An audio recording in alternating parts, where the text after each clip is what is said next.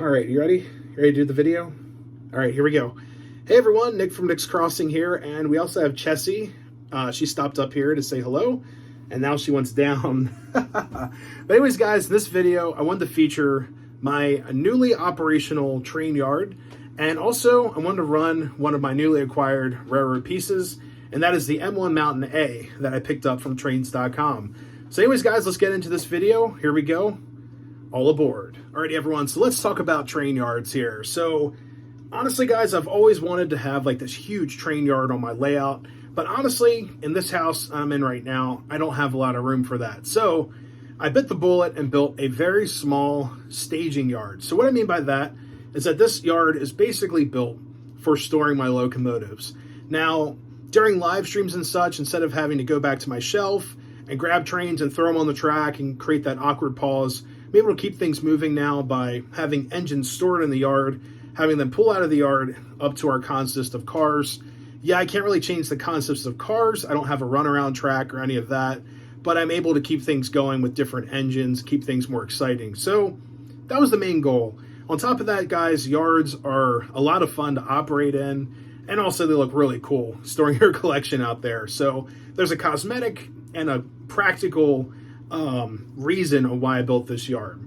Now, this yard features two tracks that I'm able to create insulated rails on to basically make sure that the engines are not receiving power while I'm running on my main line, and those are activated through switches. So basically I built a switch panel, which I'll show you guys in a minute here, and what happens if you push the button sticks in, and that then takes power from the one side of the insulated rail, takes to the other side, and that completes the circuit, allowing your engines to have power.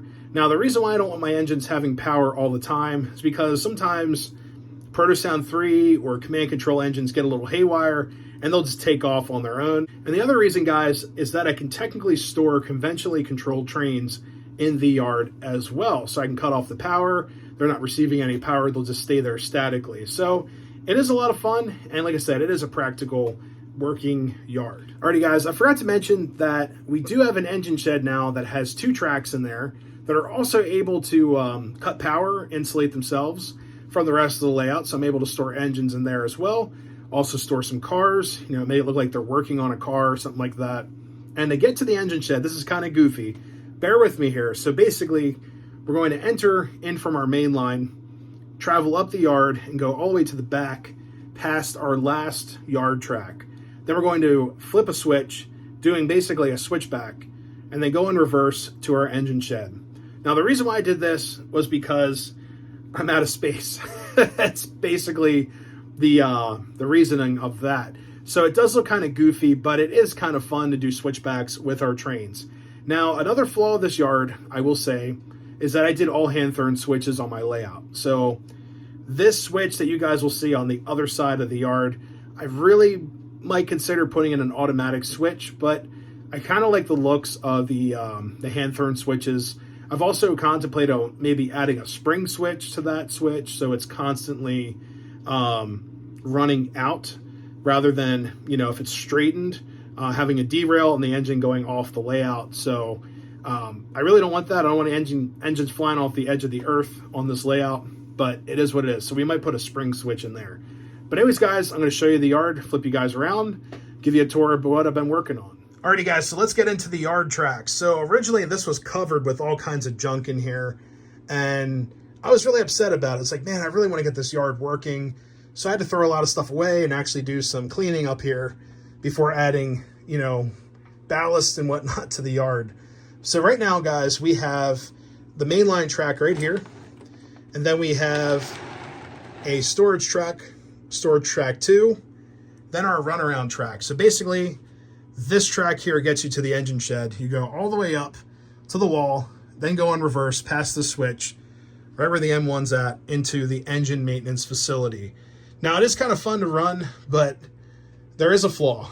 The switch controller for the switch all the way down there is on the opposite side of the layout. So to run the yard, you kind of have to be on the other side of the layout, which is, it's whatever, but it is a flaw. And I could easily fix that with a automatic, switch operator, or mechanical switch operator, switch controller, whatever. So that is one thing I'm thinking about. But as you guys can see right now, these trains right here are not activated. The lights aren't on. It's because of dead tracks. And the insulators for them are right here in the center rail. You can barely see them. The other one's a little bit further up right there. And then in our engine shed, I had an insulator pin right outside the door, right under the plow of this consolidation steam engine. Then also the other one is right here, little insulator pin. Now those are the switches. I have one side of this hooked up to a switch, one side's hooked up to the other, so I can apply power to whatever center rails that I need. So right now our locomotive in the shop and caboose are not receiving any power whatsoever, and I'll show you guys a little switch panel that I made for that in just a second.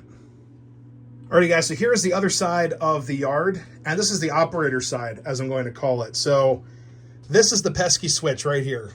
This is basically over everything else, but if you're standing on this side of the layout, the outside of the loop, you can see there's the loop right there.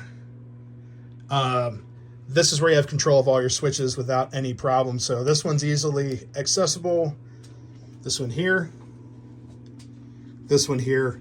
And then to get to the other switch, you have to reach over. It's not too bad. It's a little bit of a reach, but that is a flaw, and every layout has a flaw or two. This switch you can easily operate as well. Now guys, all these switches are Ross switches. I forgot to mention that. All custom Ross, except this pesky switch right here. This switch sucks. This is a Gargrave switch. I hate how they write Gargraves on the outside of their switch. Yeah, we know it's Gargraves. You don't have to tell us, but I feel like grinding that off, honestly. You also get this weird gap that you think your train's going to derail, but it actually glides over. It's just so weird that they did that. But it's just a really rough, whoops, need to flip it the right way. But either way, it's just a really rough riding switch. Not a fan of the Gargrave switches at all. But stay with Ross. These switches are beautiful. This one's just, like, I don't know, a D- for this switch right here. It's just a weird switch. That's all I can explain about it. You can see I put some leads in here. These solder blobs can get painted over, but I had to add extra leads for power, pretty much jumping the switch. So it is what it is. But yeah. But anyways, guys, I hope to put all kinds of railroad junk in here. Scrap. I've got like a shell of an engine I'd love to rust over, take a piece of chalk and write scrap on it. Just kind of like fun stuff like that. The outside, we have a sign that says danger inspection pit. There is no pit, but I did kind of rust this up, weather the rail. I also have these custom lamps. These are from a company. It's like a Chinese company. I also have one down here. They just give off just a little bit of, just a little bit of light. But it is really cool with the lights off to watch the yard come to life. Now, of course, guys, every yard needs a yard zombie. Being on the railroad, I've seen a lot of weird stuff in yards and stations at night. So I added a zombie to, represent all the paranormal stuff I've potentially seen out in the railroad. But yeah, this is the main event. This is the water spout right here. This thing actually works. Got the little counterweight that glides. I weathered this myself. This is actually an MTH Rail King piece. Super nice. I do need to add a chain and a weight to the actual water valve right there, but I love it. This always gets tangled up. But yeah, weathered it myself. Thought, it was a lot of fun to do. Added some vegetation in here. In the yard, guys, or in older yards, there's really not a lot of vegetation because a lot of it's dead because of the coal and oil. Nothing really lives. Also, the railroad sprays a ton of crap on the tracks to kill weeds. So just keep that in mind. There's not a lot of vegetation in this yard. Might get a couple green things in there, here and there, like this patch somehow got through right there. Around our water, we have some weeds sticking up. It's pretty typical. Got some hazmat barrels, of course, outside the yard. But guys, in our facility here, you can see I added some tool benches with tools, air compressor, some guys working. Got a drill press. This guy's reading a chart. Buckets on the floor. Got some floor jacks. Looks like an old diesel motor ready to be put in an engine. Some floor jacks right there. Also back here we have our welding facility. Got some guys welding. You can see the LEDs right there, but what I like to do is actually roll one of these cars in here. It's a beautiful CNJ car from Atlas. And there you go. Welding her up right there. got the guy welding. Now, one of my favorite things to do is actually sit the camera like that. Get like a, different perspective. Getting the engines coming out and such. It's a lot of fun. But yeah, I do plan on adding more details on the inside of this model. Now, when I purchased this, the interior was not here. I had to add this wood, make it look like a concrete floor. Same with the middle and the other side right here. You can see I've got some pallets and junk piled up near the door. But yep. And then back here in the corner, got tons of, let's see, welder tanks waiting for them. So it's kind of a cool idea. Now, one of the other things with this engine shed is that all of the roof pieces actually come off. So I have basically 4 of these pieces right here. They go on accordingly, or like this. So I like to have those off, but I did drill a hole in some of these stacks. So this is the rear half of the roof. The other ones are somewhere else. But I did drill holes in those so the stacks actually work. So you can actually like hot box this entire engine facility, and the smoke will gently pour out of the stacks. So it's a lot of fun to do that as well. But yep, this is the other side of the yard. Alrighty guys, so here's the switch panel that I built for basically switching these yard tracks to have power or to not have power. So it is kind of hard to see it. It's made of plexiglass, but there's a better look at it right here. So we have 4 switches with a terminal brick, and we have 4 lights. Now when the light is lit, that means the track is getting power. So this is our first track in the engine shed, and that is now activated. All right guys, so as you can see and hear, the H9 in the shed is receiving power, and also the caboose has lights that are on, which means now that this H9 is activated, it can actually roll out of this shed onto this track here.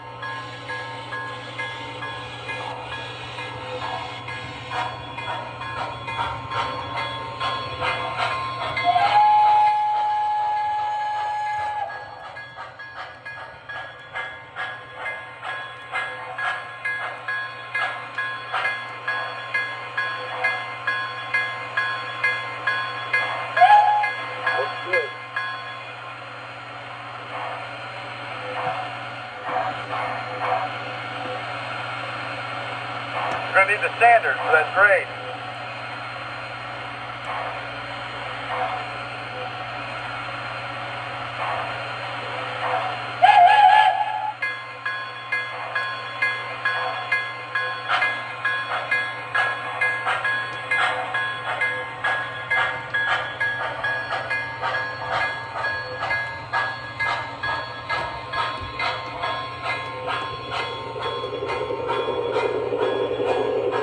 Alrighty guys, so if I hit this button again, the red light is out.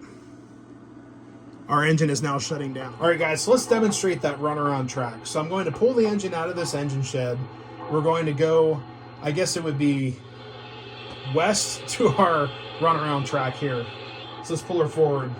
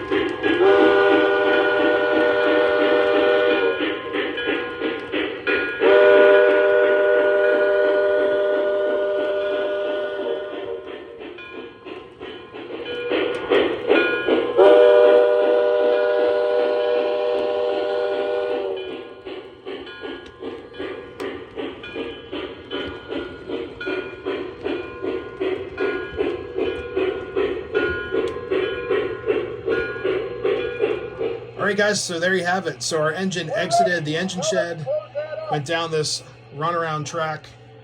I had to crawl under the railroad, switch it back, and then our engine did a switchback down these tracks to our mainline track. So a couple factors of safety here. So what I like to do is obviously keep this switch always switched normal to the main. Now, normal means you're going with traffic. Reverse would mean the switch is going into our siding or yard here. Now, I also do the same for all these switches here. All of them are switched, diverting from any yard tracks. In case, I'm not paying attention, this switch were to get switched, and our train would just keep on running. It gives you enough time to stop it or cut the power before running into one of these yard tracks here. So even this switch here is diverted from the siding track. So just a couple of things there.